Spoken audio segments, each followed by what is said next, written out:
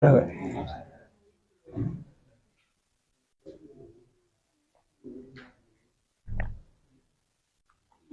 Apa ini?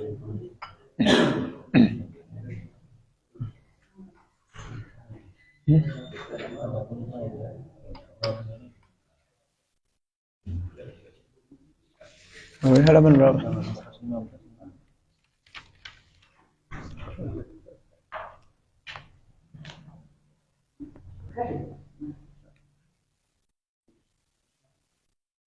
Mana?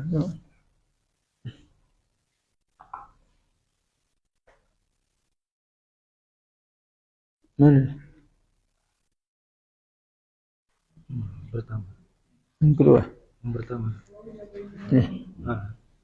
Bahwa membelanjakan.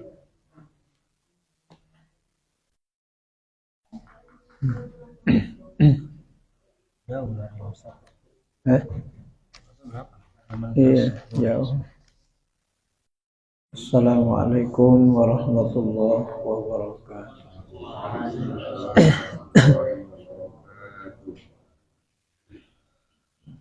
Alhamdulillah rabbil alamin. Wassalatu wassalamu ala asyrafil anbiya'i wal mursalin. Sayyidina wa maulana Muhammadin wa ala alihi wa sahbihi ajma'in. Qalu subhanaka la ilma lana illa ma 'allamtana innaka antal alimul hakim. Rabbi shrah li sadri wa yassir li amri wahlul 'uqdatam min lisani yafqahu qawli. Yauma la yanfa'u malun wa la banun illa man atallaha biqalbin salim. Amma ba'd. Bapak-bapak, ibu-ibu, jamaah pengajian, kembali kita lanjutkan kajian ilmu tasawuf kita. Bismillahirrahmanirrahim. Bermula pertengahan di dalam belanja, ya kan? Pada makanan. Biasanya dibelanjakan akan harta.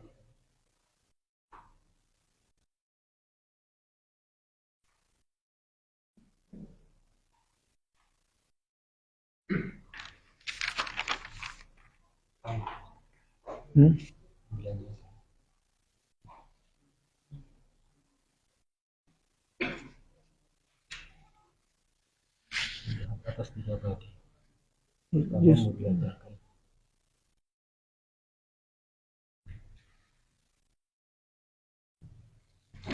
Bahaya.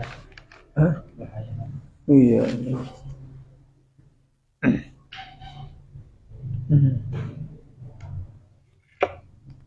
Yang pertama ya.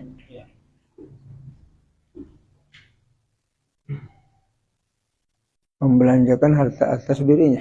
Atas harta itu atas dirinya ya. Atas dirinya ya. Dan yaitu ada kalanya harta dibelanjakan akan dia dalam berbuat ibadah. Itu. Jadi. Ya. Pertama. Bahwa membelanjakan akan harta atas dan yaitu ada kalanya harta yang dibelanjakan akan dia dalam berbuat ibadah. Ini masih seputar tafdilu afatil mal, tentang kebinasaan harta dan faedah. Yang pertama dia katakan bahwa membelanjakan ia akan harta atas dirinya, dan yaitu ada kalanya harta yang dibelanjakan akan dia di dalam berbuat ibadah, seperti harta yang dibelanjakan di dalam berbuat haji. Ini harta yang berfaedah ya, bermanfaat. Bahwa harta yang dikaruniakan oleh Allah kepadanya adalah digunakannya untuk berbuat ibadah. Ibadah itu adalah tuntutan seorang hamba yang mencari ridha Allah Subhanahu wa ta'ala, yaitu ibadah. Jadi ta'rif ibadah itu adalah tuntutan seorang hamba mencari ridha Allah. Itu ta'rif ibadah itu ya. Abada ya'budu ibadatan ubudiyah. Masdarnya ibadah dan ubudiyah. Ya. Abada ya, abada ya'budu. Bukan abida ya'budu ya. Kalau abida ya'budu, abid. Orang ahlul ibadah. Ini abada ya. Abada ya'budu ibadatan. Au ubudiyatan. Ubudiyatan. Ada satu lagi, ubudah. Jadi kalau ubudah itu seseorang yang beribadah semata-mata mencari zat Tuhannya, karena zat Allah. Tak ada lagi di situ pahala, tak ada lagi mengharapkan syafaat dia. Dia semata-mata karena zat Tuhannya yang mukhalafatul lil hawadis. Tajalli dia sudah ke Tuhannya sudah. Kalau ubudah itu tajalli dia ke Tuhannya. Musyahadah sudah dia. Siapalah itu orangnya? Nabi dan Rasul. Nabi dan Rasul itu situlah makamnya. Aulia Allah, situlah makam mereka itu. Makanya mereka itu tak ada istilahnya pakai mantra-mantra kebal-kebal, pakai penangkis, apa lagi? Pakai tangkal, pakai jimat, tak ada lagi. Maka kalau mereka itu mati, ya mati. Kalau dibunuh, dibunuh. Seperti Nabi Yahya dan Nabi Zakaria alaihi wassalam. Nabi Yahya dibunuh alaihissalam ketika sembahyang, kepala dipenggal, darahnya diambil. Nabi Allah Zakaria masuk ke dalam pohon yang sudah tumbang, terbelah waktu dikejar raja yang zalim itu. Masuk ke dalam pohon, pohonnya pun digergaji, tak ada kebal. Masa pula Ustaz bisa kebal? Hebatnya Nabi aja pun tak pakai ilmu kebal. Paham ya? Jadi kalau ada Ustaz nanti kena duri berdarah kakinya, cocok lah, dah tak apa-apa. Ya kan? Kena duri berdarah kakinya, kena paku tetanus wajar, tak apa-apa. Sedang Nabi aja pun dibunuh orang. Sayyidina Umar mati, radhiyallahu anhu, dibunuh pulang sembahyang. Sayyidina Ali, Husain dipenggal di Karbala kepala. Masa pula awak Ustaz dari terjun mula tak apa-apa kena paku. Berarti ada perewangnya, perewang namanya.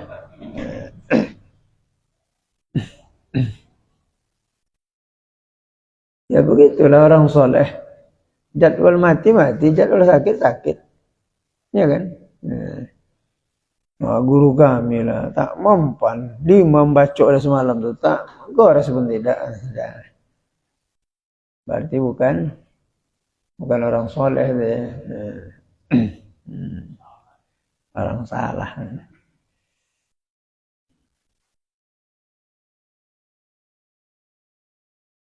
Kadang dipakai harta itu untuk ibadah. Seperti dibelanjakan di dalam berbuat haji ya. Menunaikan ibadah haji. Dan yang dibelanjakan di dalam berbuat perang sabil. Perang sabil ya. Hilangkan perangnya ya. Fisabilillah aja dah. Karena macam kita ni tak ada potongannya perang. Ada potongannya perang kita ni, fisabilillah. Nengok orang polisi nangkap sabu nyuruh awak bakolong. Apalagi main pedang macam zaman Rasulullah sallallahu alaihi wasallam. Fisabilillah. Hartanya itu dibuatnya untuk di jalan Allah. Infakkah dia, wakafkah dia, hibahkah dia, hadiahkah dia. Melainkan dengan harta itu, dipakaikan dengan harta yang diperoleh. Dan keduanya itu ibu daripada segala kebajikan dan pahala. dan keduanya itu adalah ibu daripada segala kebaikan. Yang mana? Yang tadilah pertama kembali faedah kepada pekerjaan dunia. Dan yang kedua itu kembali harta kepada agama. Jadi kedua-duanya itu adalah ibu daripada segala kebaikan. Dan pahalanya itu beberapa ganda yang amat besar. Mengongkoskan berangkat ibadah haji pahalanya besar. Ya. Man hajja dirhamun, barang siapa yang haji maka 1 dirham dibalas oleh Allah 700 kali lipat daripada pahala. Jadi ongkos yang kita pakaikan untuk haji dan umrah pahalanya itu sangat besar sekali ya untuk ibadah. Dirham ya, 1 dirham seumpama 700.000 pahala dihitung oleh Allah kalau dipakaikan harta itu untuk berbuat amal ibadah.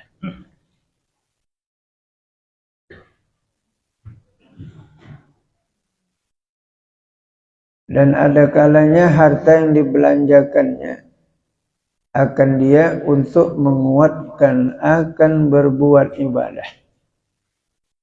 Harta itu dibelanjakannya untuk menguatkan akan dia beribadah. Dan yas'il itu seperti makanan dan tempat kediaman. Nah, itu harta. Digunakan dia untuk menambah kuatnya beribadah. Makanya niat makan itu adalah supaya kuat beribadah. Bukan niat makan itu supaya gemuk.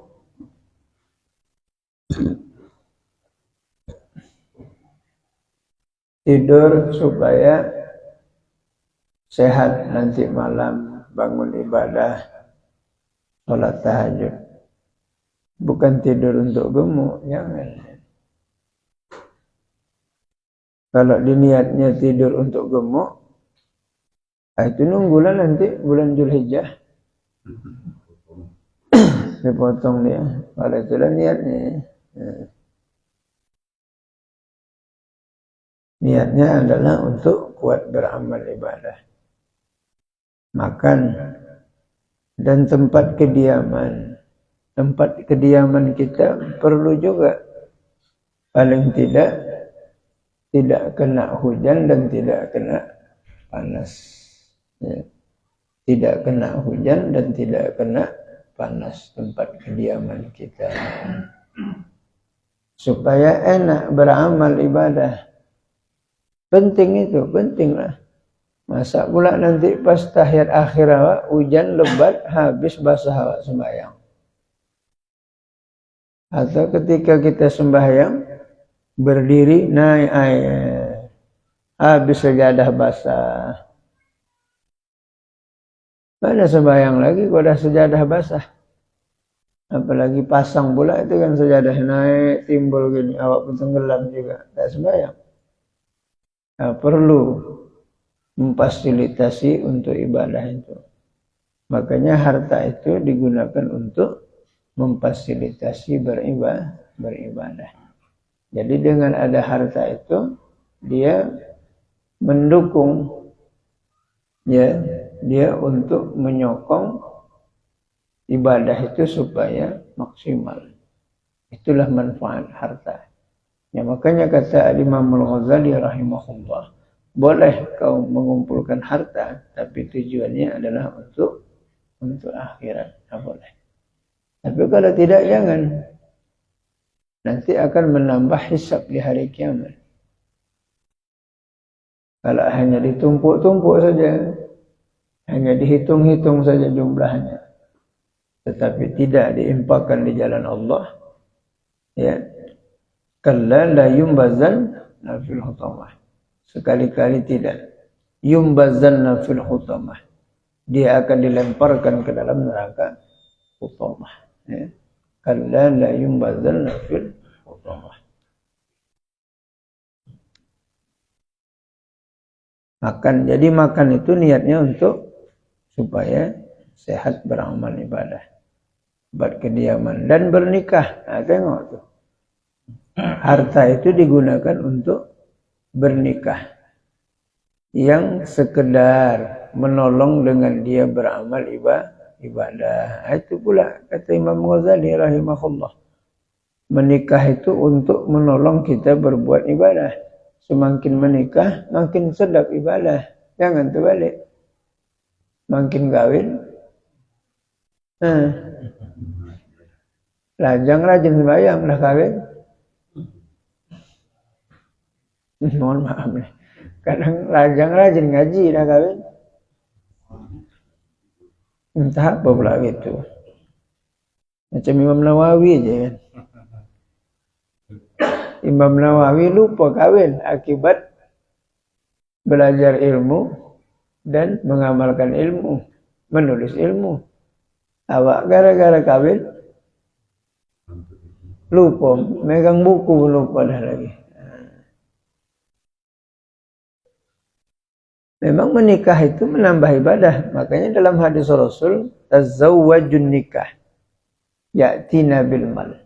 Menikahlah kamu, karena menikah mendatangkan harta.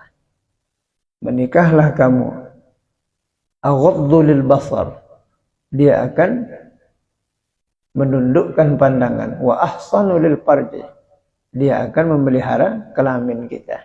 Itu menikah. Jadi nikah itu untuk nolong ibadah, bukan memayahkan ibadah. Tapi nikah yang satu lah ya. Kalau nikah yang kedua, payah juga ibadah awak dibuatnya. Ustadz ini nantang Quran aja dia katanya. Karena Quran itu mengatakan masna wa sulasa wa rubah. Berarti Ustadz ini tak mengikut sunnah hadis salafi dan ini. Bukan salafi, membaca ayat itu jangan tanggung-tanggung. Jangan sampai waruba sadaqallahul azim. Ada sambungan itu. Kan tak ada sambungannya. Paham nih ya? Berarti Ustaz ini tak suka poligami ini gitu. Iya. Bapak rasakanlah sendiri, sama aja kita tuh hidup kita ini. Yang satu itu gimana rasa coba? Kalau bahasa kampung ya ketapas, tahu ketapas? Apa ketapas? Tak tentuan. Tak tentuan lah, tak kering baju. Ya ini, bahasa kami kampung itu ketapas namanya. Dapat pagi makan kan, siang makan kan, sore itu pula menambah. Nengok yang satu aja naik gula Pak, 500 lebih, 600. Coba itulah orang ini kadang mentang-mentang ayat Al-Quran itu begitu, itu jadi tonjolkannya. Tak tahu dia syarat-syaratnya apa lagi di belakang kan. Itu penafsirannya fa'in khiftum, tengok itu. Memang ayat itu surah An-Nisa ayat 4 itu memang pada awalnya dia membuka peluang aja. Fangkihu ma, itu cerita awalnya tentang yatim itu, tentang anak yatim itu. Maka nikahi olehmu supaya anak yatim itu jangan tersiksa dia. Makanya pangkihu ma taba lakum minan nisa'i masna. Maka nikahi olehmu perempuan itu masna, 2-2. Wasulasa 3-3, waruba 4-4. Nah, lalu setelah dibuka oleh Allah untuk menikah 2, 3 dan 4, maka ayat itu memberikan penekanan fa in khiftum. Tengok innya itu. Itu kan huruf syartiyah itu. Fa in khiftum. Maka jika khiftum, kamu khawatir. Fa in khiftum alla ta'dilu fawahidah. Maka jika kamu khawatir, belum nikah, belum nambah ya, masih ancang-ancang baru, konstruksi baru ya, masang-masang pancang dulu ya. Ketika kau khawatir, takut, fa in khiftum, Jika engkau khawatir, itu belum terjadi nikah. Bukan sudah terjadi. Allah, begini lalu begini dua ini. Itu salah, dah terlambat. Sebelum. Nah, makanya penekanan itu fa in khiftum. Maka jika kamu khawatir khafa alla ta'dilu fawahidah. Nah, jika kau takut tidak bisa berlaku adil, wada'u syai'in fi mahallihi, menempatkan sesuatu pada tempatnya. Alla ta'dilu fawahidah, maka cukupkanlah wahidah, satu. Artinya Allah tuh sayang sama kita. Belum terjadi, jangan coba-coba. Kita ini tidak dicoba dulu baru menyesal. Tak usah bapak lakukan, bayangkan aja dulu, nggak usah dibikin dia. Bayangkan dulu, coba bayangkan. Nanti pagi aku kemari, sampai jam 10 sanaan. Nanti makan siangnya, mari. Besok pagi, sini. Besok malam aku tidur sebelah sini. Malam lagi sebelah kanan. Mencari duitnya. Di sini segini belanjanya. Anak sana bapak segini. Pikirkan dulu. Jangan dilangsungkan ya. Supaya apa? Supaya meringankan beban dosa. Karena dosa yang ada pun sudah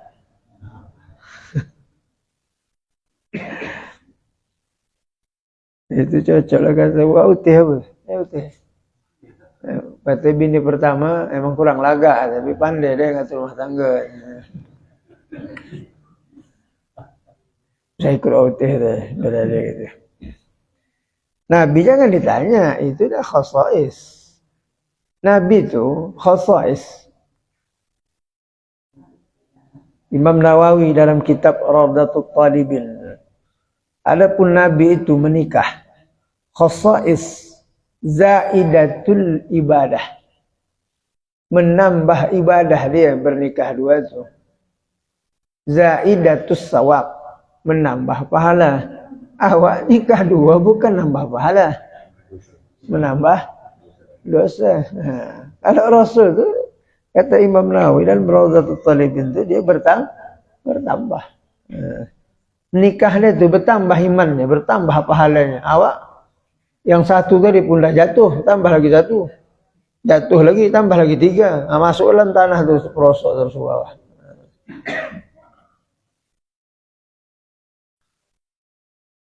Jangan marah bapak nih. Ya bapak-bapaknya marah malah. Artinya renungkanlah dulu ya. Kecuali dah meninggal dunia, lainlah ya. Pada meninggal pun tak payah diajari lagi bapak nih ya kan. Tahu kali lah dia. Buka jalan baru ya kan. Ya bukan, betul kan bukan. Cocok satu aja kan. Ya bukan, sepakat bukan. Sepakat. Ya. Karena kita ikut Quran juga lah, kan tak ikut Quran. Nah jadi sekedar untuk berbuat ibadah, menolong ibadah. Istri Nabi Ayub aja minta cerai. Istri Nabi Ayub. Karena Nabi Ayub tuh sudah sakit 10 tahun. Tapi itu nggak betul tuh. Yang ditulis histori, sejarah. Sejarah Nabi Ayub katanya borokan kepalanya. Itu salah itu. Itu nggak benar itu. Ketika Nabi Ayub waktu ruku jatuh belatung dari kepala. Dia letakkan kembali belatung itu di kepala. Itu salah. Mana mungkin Nabi pula menjatuhkan marwahnya, martabat. Nabi dan Rasul itu Bapak Ibu. Dia memang manusia. Cuman bukan manusia biasa. Nabi itu bukan manusia biasa, bukan. Dia memang manusia, cuma bukan manusia biasa. Kalau manusia biasa, sakit sedikit, turun iman? Turun. Dosa? Nambah. Ya kan? Itu kita. Kalau macam kita nih nampak perempuan cantik, melintir. Ya, Rasul tidak. Berarti dia bukan manusia biasa. Rasul itu manusia tempahan. Dia sudah bukan macam kita biasa. Kalau macam kita biasa selalu jatuh kepada maksiat. Mereka tidak. Makanya Nabi itu apa saja diuji oleh Allah, imannya tetap naik. Kata istri Nabi Ayub, bang, aku bercerailah bang sama kau bang. Kenapa? 10 tahun kau sakit bang, bengek dah jelas bang, untung belum tentu. Itu yang takut apa pak? Istri kita. Ini melihara bang ni bengek dah jelas ni kata, untung belum dapat ni kata. Cerai dia tinggal satu orang istrinya kan, dalam sejarah itu kan. Awak lagi gagah iyalah. Dia manggil awak pun papi, pi katanya. Ada lagi ATM awak 7. Coba ATM awak apa? Bon. Apa? Ini artinya untuk supaya jangan kita terpengaruh dengan kawan-kawan, ya kan? Ini masalahnya kalau bapak-bapak tunggal tak mau jadi itu. Ini pengaruh kawan. Kadang kawan bilang, kapan lagi ikut sunnah kau? Sebelum mati ikut sunnah katanya kan. Awak dengar sunnah tadi? Menikah pada yang lebih muda. Kalau kita pada orang sekarang ini yang lebih muda. Iya. Ya, pada umumnya Rasul itu memang menikah muda juga. Itulah uswatun hasanah. Nabi kita 25 tahun, Khadijah 40. Nabi itu uswah itu. Laki-laki 25 tahun. Maksudnya menikah lagi gitu. Mengapa sekarang itu mencari yang muda? Gitu? Oh iya, itu lain pula modelnya. Kalau Rasulullah menikah yang muda untuk memeriksa haid. Aisyah itu untuk keilmuan masalah haid itu. Imam Syafi'i pun gitu juga. Kalau kita enggak, untuk mencari nafsu lah. Makanya kalau kita mau nikah lagi, cari yang umur 60 itu. 65, 68. Biar banyak pahala awak. Berak-berak di situ awak ngepel ya, banyak pahala awak.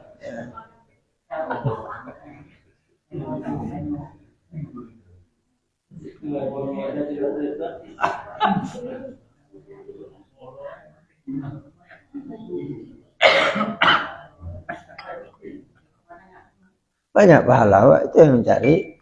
Macam gitu 4 dari Pak, yang 85, 81 jadi. Yang sejalan 2 langkah patah kaki jatuh. Ini awak cari 27, 38 meninggal awak. Awak dah 65, dapat pula umur 32. Mau ke Sujuya aja lah pergi. Awak naik tangga Sujuya tak ada aja lagi. 3 tangga duduk bawah. Atuk ni tak tahu dia untung lagi atuk ni. Beli kaca di Bego tu tegak-tegak tengok elok. Ya. Kejadian tu, maka saya bilang kejadian. Istri muda, terpaksa dia dibawa jiwa mudanya. Kalau nanti dia tua, lari istrinya. Ya kan? Istri pakai blue jean, dia pakai Indo jean. Laki ni. Udah banyak saya perhatikan gitu, senyum, saya nengok. Betul lah kata agama tu. Tak dicocokkan dia. Tak berpeci lagi keluar. Dulu berpeci, semenjak dapat muda, buka lah peci, pakailah warna coklat, semen. 2 minggu Jerail datang, mati. Zuhina linnasi hubbus syahwah. Baca tu surah Al-Imran tu Pak, ingat tu Pak. Zuhina linnasi hubbus syahwati. Allah menghiaskan kepada manusia itu yang cinta syahwat itu minan nisa, daripada perempuan. Wal banin, daripada kanak.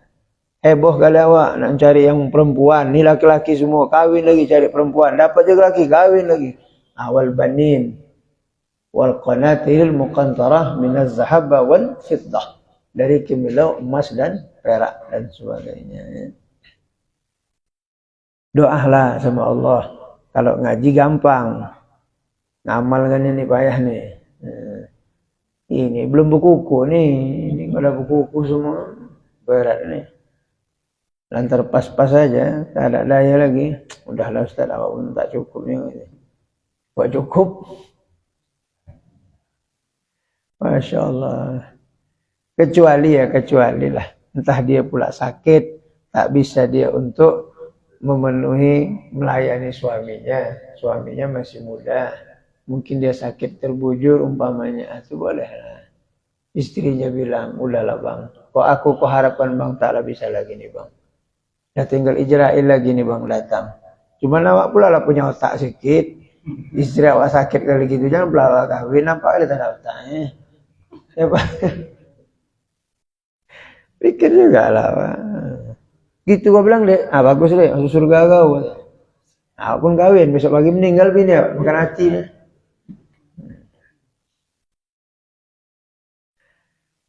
Itu hidup ya. Hidup ini harus wallahu yuhibbul muhsinin.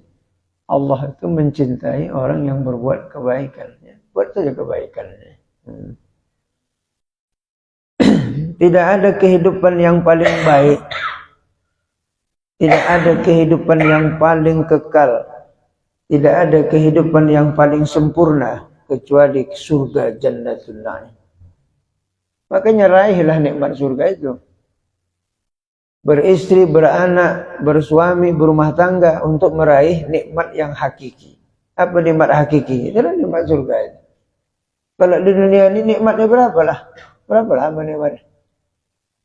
Apa yang paling paten buah-buahan di dunia ini? Durian. Durian itu kan. Nah, umpamanya lah, ya kan. Habis makan durian, apa yang terjadi? Udah. Itu satu, yang kedua setiteng. Besok ada bawa durian lagi. Gitu patennya durian belah tadi tembaga, besok tembaga lagi. Tembaga lagi. Habis semua ini. Ini kitab Imam Al-Ghazali ini memang ketat sedikit ya. Nah, kemudian menikah itu untuk menolong ibadah. Maka bahwa mengambil akan harta sekedar yang mencukupi akan belanja. Yang menolong akan berbuat ibadah itu jadi ibadah pula. Mengambil dunia itu sekedar untuk beribadah, maka mengambil dunia itu sekedar untuk ibadah, itu juga termasuk ibadah. Bersalahan mengambil harta yang lebih daripada sekedar yang demikian itu. Mengambil harta lebih daripada sekedar keperluan, maka yaitu dicela oleh syara. Dan bagian yang kedua, membelanjakan harta kepada yang lain, maka yaitu 4 perkara. Pertama adalah sedekah. Ya, sedekah. Yang kedua marwah. Ya. Muru'ah ini ya, muru'ah bukan marwah ya, muru'ah. Muru'ah. Dan yang ketiga wiqayah al-irdu, yakni membelanjakan harta kepada orang lain karena memeliharakan akan kehormatan. Dan keempat ajratul istikhdam, yakni membelanjakan harta karena memberi upah akan orang yang berkhidmat akan dia. Ya. Kalau muru'ah ini untuk memelihara marwah, harga diri. Harga diri itu perlu juga ya. Pakaian, makanan, minuman. Makanya kalaupun ada kita berbohong untuk menjaga diri boleh juga. Seperti orang bertanya, apa makan Bapak? Alhamdulillah ada rezeki. Padahal dia dah makan setiap hari, makannya pakai minyak jelantah aja kan? Seminggu dah makannya pakai mijen aja terus. Kira-kira kalau ini dicakapkan sama orang, jadi fitnah enggak? Fitnah kan? Orang akan berkata, "Iya, pantasan lesu kali gitu. Ada vitaminnya gitu kan." Umpamanya lah. Atau dia makan nasi sama air putih saja, enggak ada ikannya. Digumpal-gumpalnya, ditelannya macam bodrek aja dia makannya. Kalau itu dicakapkan sama orang, jatuh nggak muruah? Jatuh, ya. Untuk menjaga kehormatan. Nah, kita tengok keterangan di bawah. Adapun membelanjakan akan harta di dalam berbuat sedekah itu, yaitu beberapa pahala. Seperti yang tersebut di dalam bicara memberi sedekah dahulu itu. Sedekah ini semuanya asalnya adalah anfaqah. Anfaqah itu adalah menafkahkan harta. Anfaqah. Jadi semuanya berasal dari anfaqah. Hadiah anfaqah, hibah anfaqah, zakat anfaqah, sedekah juga anfaqah. Apa maksudnya? Infaq. Yunfiqu, menafkahkan harta di jalan Allah. Makanya anfaqah. Wakaf juga anfaqah. Ya. Sedekah anfaqah. Cuma sedekah dia berbeda sama zakat. Kalau zakat dia ada haul nisab. Ya, ada haul nisab. Kalau cukup haul jumlah setahun, nisabnya 40 ekor kambing, maka zakatnya 1 ekor kambing. Nisabnya 90 gram emas, haulnya setahun dikeluarkan 1/40, serubu asal. Nah, kalau dia padi, dia hanya pakai nisab, tidak pakai haul. Kapan dia panen? 100 kaleng, 1000 ton, keluar 1/10. Nah, itu zakat. Kalau wakaf, dia punya ijab dan qabul. Punya lapas. Si pewakif dengan mauqufun alaih, dengan wakaf, harta yang diwakafkan dia. Kalau hibah begitu juga, ada ijab dan qabul. Ada muhib, mauquf, orang yang menghibahkan dan orang menerima hibah. Ada mauquf alaih, ada mauquf akul alaih, ada harta yang dihibahkan. Sedangkan hadiah, tanpa tahu seseorang kita memberi kepadanya, walaupun melalui jalur orang lain. Sedangkan sedekah bebas. Tidak perlu haul, tidak perlu nisab, tidak perlu ijab qabul, tidak perlu saksi, bebas, itulah sedekah. Makanya sedekah itu paling banyak disebutkan dalam Quran itu. Dia adalah umum. Kapan saja boleh sedekah. Jam 11 malam boleh bersedekah? Boleh? Ya kan, Pak? Beli merebus, kasihkan tetangga, mau dia? Kalau nggak mau saya kasih dia. Nah, pagi-pagi, sarapan pagi, awak bandari kawan. Boleh? Boleh. Siang-siang jam 12? Boleh. Sore-sore? Boleh. Itu makanya sedekah itu luas. Nah, sampai-sampai kata Nabi, sedekah itu dengan senyum juga termasuk sedekah. Kan? Hadis Rasul itu tabassumuka fi akhika laka sedekah. Senyum terhadap saudara-saudaramu jumlah sedekah. Tengok tu. Tak ada harta awak, tak ada tenaga, tak ada ilmu. Senyum banyak kan, supaya banyak pahala. Ya. Tapi tengok-tengok, jangan sama tiang listrik pula senyum awak. Ini nasib sedekah aja, tiang listrik senyum dia. Sama batang pinang senyum dia, kan sedekah lagi tu. Dia stres tu namanya. Ada ayat Quran tu innamas shadaqatu lil fuqara wal masakin. Tengok ayat itu. Innamas shadaqatu lil fuqara wal masakin. Hanya saja sedekah itu diberikan kepada fuqara dan masakin wal amilina 'alaiha. Nah, ayat ini pertama menjelaskan memberikan sedekah itu kepada fakir dan miskin. Kenapa fakir didahulukan, miskin belakangan? Innamas shadaqatu lil fuqara wal masakin.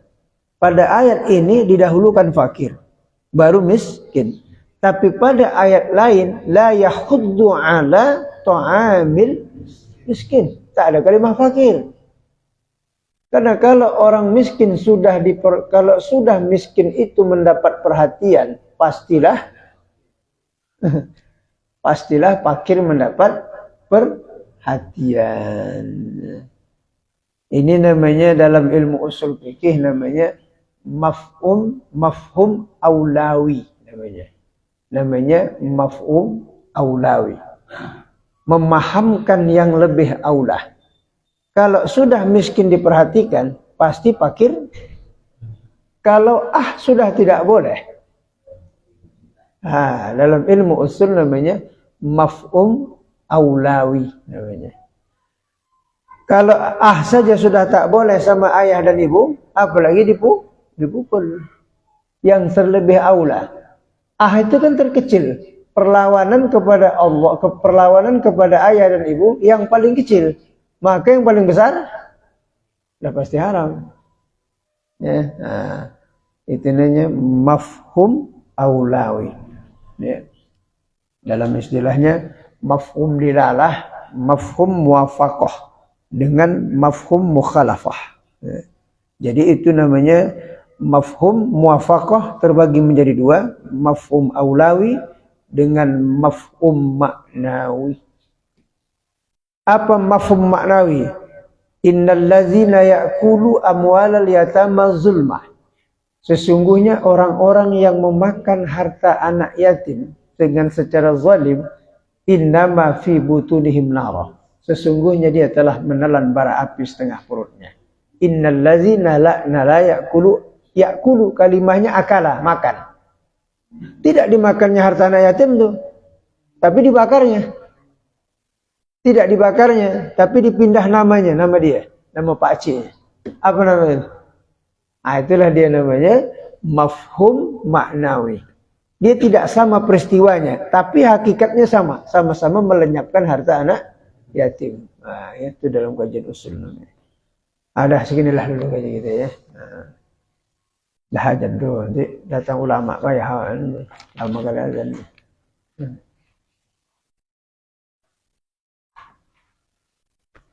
Alhamdulillah Rabbil Alamin.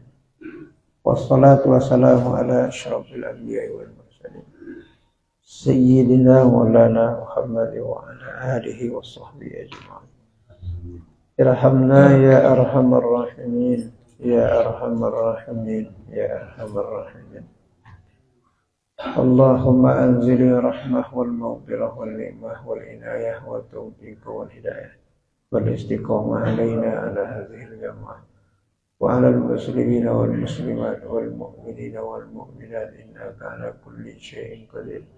Rabbana atina fid dunya hasanah wa fil akhirati hasanah wa qina azabannar. Sallallahu ala sayyidina Muhammadin nabil ummihi wa ala alihi wa sahbihi wasallam. Subhana rabbika rabbil izzati amma yasifun wassalamu alal mursalin alhamdulillahi rabbil alamin. Billahi taufiq wal hidayah. Assalamualaikum warahmatullahi wabarakatuh.